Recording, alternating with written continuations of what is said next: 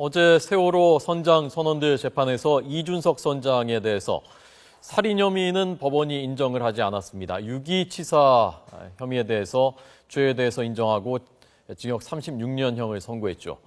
여기에 대해서 김현웅 법무차관이 입장을 밝혔습니다.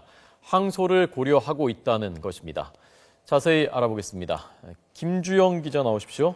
네, 서울중앙지방검찰청입니다. 네, 법무차관이 오늘 입장을 밝혔군요. 네, 그렇습니다. 김현웅 법무부 차관은 세월호 이준석 선장의 살인 혐의에 대해 무죄를 선고한 1심 판결을 놓고 항소를 고려하고 있다는 입장을 밝혔습니다. 오늘 오전 국회 예산결산특별위원회 정책질의 과정에서 이 선장에 대한 항소 여부를 묻는 새누리당 경대수 의원의 질문에 대한 대답이었습니다. 김 차관은 판결문 검토가 완전히 끝나지 않아 정확한 답을 할 수 없지만 추측하건대 항소할 것으로 생각한다고 입장을 내놨습니다. 그러면서 이 선장이 다른 선원에게 퇴선 명령을 했다고 법원이 인정하고 판결을 내린 것으로 보인다며 판결문을 면밀히 검토해 사실관계를 규명하겠다고 설명했습니다. 법원이 이 선장의 살인 혐의에 대해 무죄를 선고한 것을 받아들일 수 없다는 기존 검찰의 입장을 내비친 것으로 보입니다. 앞서 광주지방법원은 이준석 선장에게 살 수 있었던 승객을 방치해 목숨을 잃게 했고 구조 의무를 제대로 하지 않았다며 징역 36년을 선고했습니다. 하지만 이 선장이 해경 경비정에 옮겨 타기 전에 2등 항해사에게 승객을 퇴선시키라고 지시했던 점을 인정해 살인 혐의는 무죄로 판단했습니다. 네, 유대균 씨에 대해서도 항소했다면서요, 검찰이?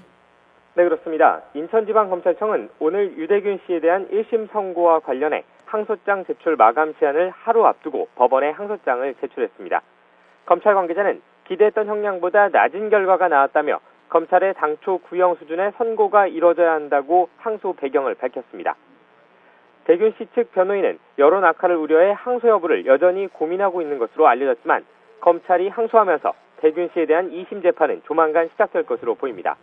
앞서 검찰은 대균 씨에 대해 그룹 계열사로부터 상표권과 급여 명목으로 70여억 원을 받아챙긴 혐의로 징역 4년을 구형했습니다.